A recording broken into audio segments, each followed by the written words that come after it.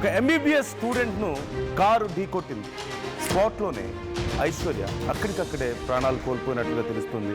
Road దాటుతుండగా అతి వేగంతో ఆ కారు వచ్చి ఆ యువతిని ఢీకొట్టినట్లుగా తెలుస్తుంది. హయత్ నగర్ పరిధిలోని ఆర్టీసీ కాలనీ దగ్గర ఈ ఘటన చోటు చేసుకుంది. ఎంబీబీఎస్ చివరి సంవత్సరం చదువుతోంది ఐశ్వర్య తండ్రికి కూడా తీవ్ర గాయాలైనట్లుగా తెలుస్తోంది. ఐశ్వర్య తండ్రి ఇద్దరు రోడ్డు దాటుతున్నారు. హయత్ నగర్ దగ్గరలో ఉన్నటువంటి ఆర్టీసీ కాలనీ దగ్గర ఈ ఘటన జరిగింది.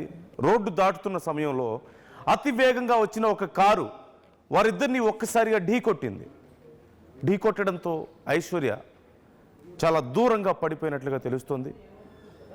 వాళ్ళ ఫాదర్ కూడా పక్కనే ఉన్నారు, ఆయన కూడా కొంచెం పక్కగా పడిపోయారు. అయితే వెంటనే స్థానికులు స్పందించి హాస్పిటల్కు తరలించే ప్రయత్నం చేశారు. హాస్పిటల్కు తరలిస్తుండగా ఐశ్వర్య దారి మధ్యలోనే ప్రాణాలు కోల్పోయింది. అలాగే ఐశ్వర్య ఫాదర్కి కూడా కొన్ని గాయాలైనట్లుగా తెలుస్తోంది.